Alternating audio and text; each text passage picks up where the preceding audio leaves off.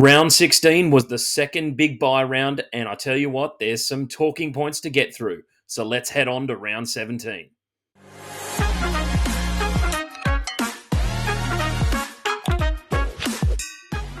What's going on, guys? Your boy Burgz here from The Casual Athlete, and it's time again for a weekly tipping and predictions video.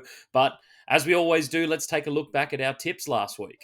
As you can see here, guys, the Cowboys got that done 1-12. It took them golden point to get there, and I tell you what, we had a lot of chances to put that game to bed against a very depleted Penrith side.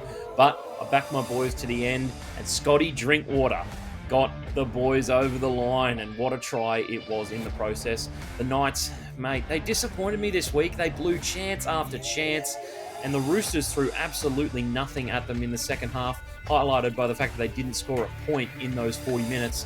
And the Knights just couldn't execute. That's what essentially cost them this game, and they finished 2 points short. And I think Hastings will be ruining his missed goal kick after that one. Manly Seagulls, they just didn't have any of the ball against Para and couldn't really mount any attack.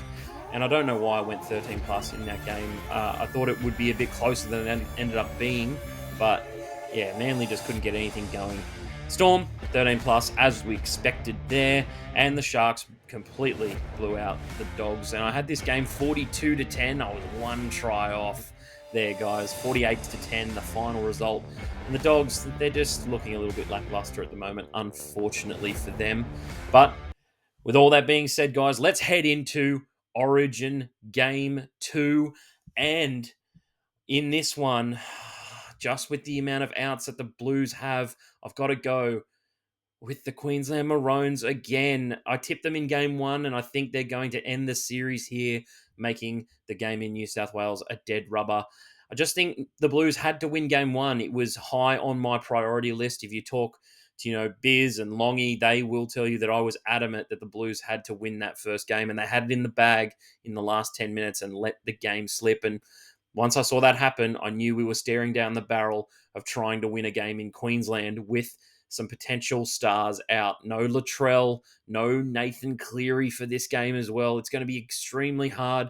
I like seeing Moses get a spot there, and it's just, got to be a bit more cohesion there in the halves. There wasn't any in Game 1, but Teddy's got to get with them this week. They've got to get Damien Cook as well in there into that planning meeting with the spine to formulate a plan that has to work. I want New South Wales to win, but I've got to go with my head on this one. I'm going to be tipping Queensland 1-12. After Origin, we head to Wollongong for the first game of the week on Friday night, and we have the Dragons taking on the Warriors. Warriors got a week off, and that was a great week to have off for them. They get a host of players back. Rocco Berry, Tamare Martin, Dylan Walker is also back this week, expected back, that is. And the Dragons, well, there's just too much noise going on with them at the moment. They did sign a new coach, and that is positive news. However, Ben Hunt asking for a release from the club is not good news. With 2 years still left on his contract, he wants out. And I don't know who is going to step up for the Dragons in that regard. He is the premier half. He is the marquee player, and I just don't see the Dragons backing it up this week. Warriors are in good form. Saying that, the Dragons have won the last 3 meetings between these two teams, and down at Wynn Stadium, they've actually got a pretty decent record, So, do I think the Dragons can get it done? Yes. Do I think they will? No. I'm going to go the Warriors this week, but I think the Dragons make it close, guys. Being at Wollongong is a tough place for travelling teams to go to, so I think it'll be Warriors 1-12. Next game, we move to Saturday, and we're headed to the Sunshine Coast to watch the Dolphins take on the Eels. And the Eels impressed me last week with Madison and Dejan Arce as their halves. They managed to put on 30-plus points against a Manly team who recently put 58 points on their opponents this week, the Dolphins. Now, the Dolphins are interesting this week. They get a potential boost with guys like Sean O'Sullivan expected back, and we've also got Kafusi coming back into the team, so I think they'll be bolstered by that. Saying that, the Hammer is going to have to back up from his Origin duties, and they're sitting in 10th at the moment, so they don't really have wiggle room to be able to rest a player like the Hammer. He's got to come in and play this game if they're going to be any chance. The Eels, well, they'll probably have Mitchell Moses back up depending on what happens on Wednesday night. I think that this being the first meeting between these two teams, I don't know if the Eels are ready or prepared for, the way the Dolphins seem to play. I think with the Dolphins, once you have played them once, you know exactly how to beat them. Whereas I think the Eels could potentially get a bit off guard, get caught a bit off guard in this one. So I'm actually going to go with the Dolphins in this game. I know I went against the Eels last week, but I think maybe it was a little premature on that one. I'm going to go Dolphins 1-12. Hey guys, just thought I'd interrupt the video to let you know that only 32% of you are subscribed at the moment. So if you like the content that we put out each and every week for you guys, make sure you hit that subscribe button and you'll be notified about our latest content. Now on to the video. The second game up on Saturday is the Penrith Panthers taking on the Newcastle Knights. And again, I will reiterate, the Knights should have won that game last week. With Penrith having a whole host of players coming back for this game, I can see the Knights again competing, but it's about the execution. They missed it the week prior as well, even against the Broncos. They lost by 2 points. It's back-to-back games where they've lost by only one score. So I think with Penrith, they were good last week despite having so many players out. I do think that those players will back up this week. And Penrith have a pretty good record against the Knights in the last 10 games. They won 8 out of the last 10. I don't think I need to go into too much detail about this game, guys. It's going to be pretty simple. I'm going to go Penrith 1-12. The last game of the round takes us down to Amy Park, guys, where we have the Storm taking on the Seagulls. And in the last two matchups, the Seagulls have won this game. However, it has been at Four Pines Park for both encounters. And prior to that, the Storm have won 9 out of the last 10 against the Seagulls. And they're especially lethal at Amy Park.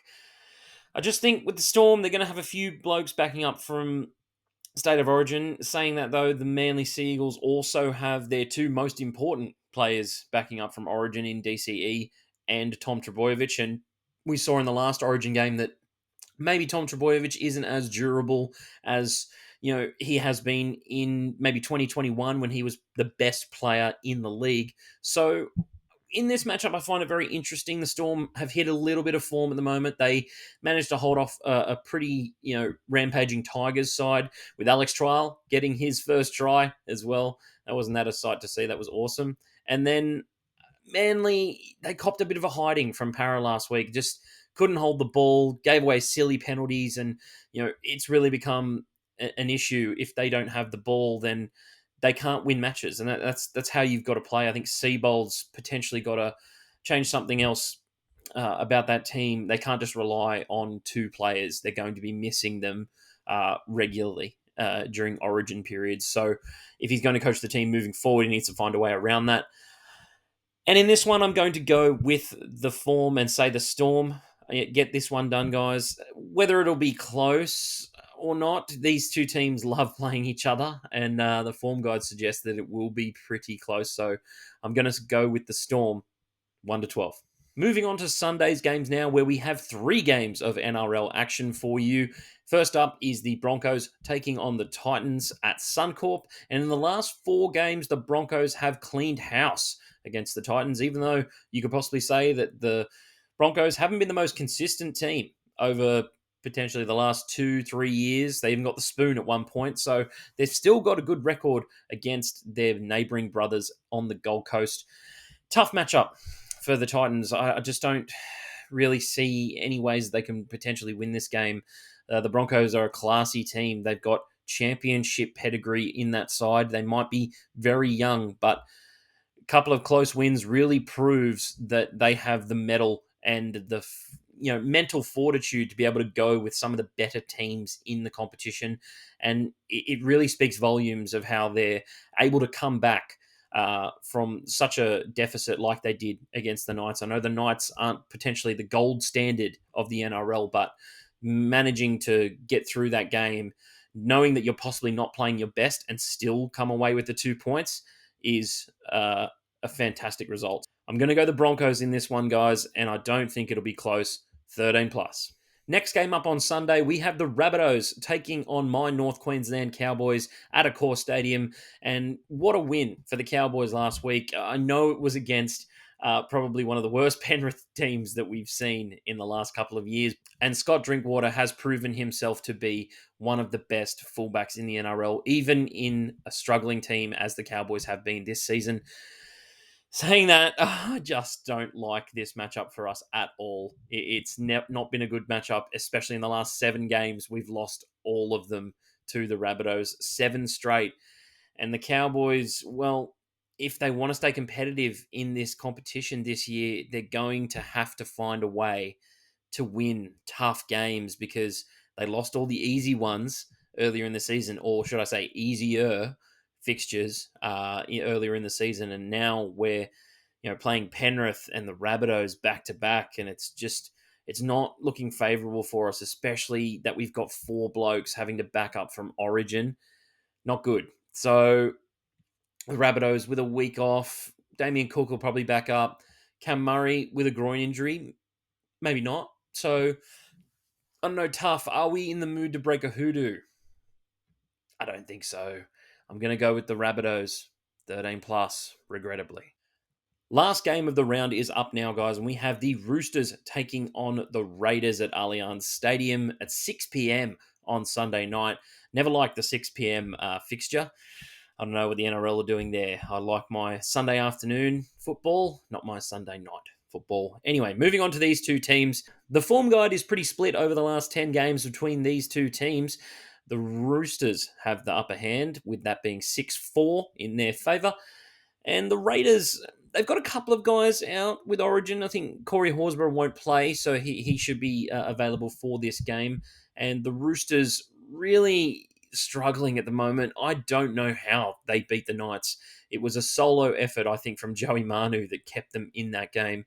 They will have James Tedesco back this week, but he'll also be backing up from Origin, and that's really their only other player aside from Lindsay Collins that's going to be out. They do get Victor Radley back, which should help bolster the middle.